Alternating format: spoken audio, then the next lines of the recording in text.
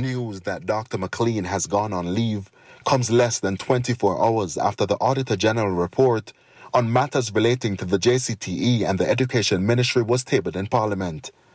The Auditor General, Pamela Monroe-Ellis, has called for the police or an anti-corruption agency to conduct a probe following the transfer of $124 million by the ministry to the Joint Committee for Tertiary Education, JCTE, under questionable circumstances.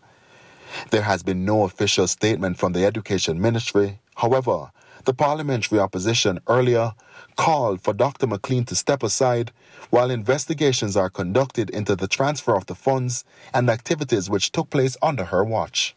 What we are finding is that her name keeps cropping up, either as an individual with responsibility or an individual who should have seen or should have done something about a number of issues.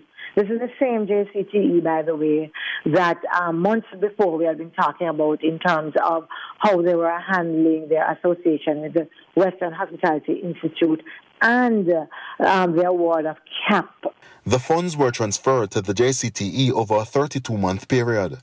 Some of the money was related to educational programs, which the JCTE was carrying out under MOU with the ministry. However, to date, the ministry has not been able to account for the use of the $124 million. In seeking to justify his refusal to provide the accounting records of the committee for review by the Auditor General, the chairman of the JCTE, Cecil Cornwall, stated that the JCTE had become a private entity which he registered in February 2019 under the name JCTE Limited. He argued that the Auditor General therefore had no legal authority to review its accounting records. Despite that claim, Mrs. Monroe-Ellis found that between February 2019 and June 2020, the Education Ministry transferred $78.5 million to the JCTE using the tax registration number TRN issued in 2017 on the basis that the entity was a government institution. But the plot thickens. Despite purportedly learning that Cecil Cornwall registered a company with the name JCTE Limited and was imposing the company on the government while refusing to account for government funds received, Dr. Mclean still allowed transferred by the Education Ministry.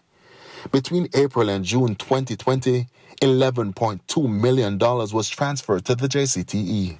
So, was anything done to address the issue?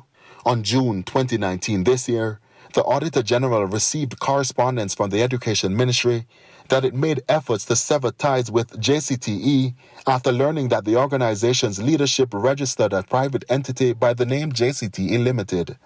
However, Mrs. Monroe-Ellis says the JCTE remains a committee established under the Education Act. The Auditor General says the Education Ministry is therefore responsible for all transfers made to JCTE Limited. Anthony Lugg, TVJ News.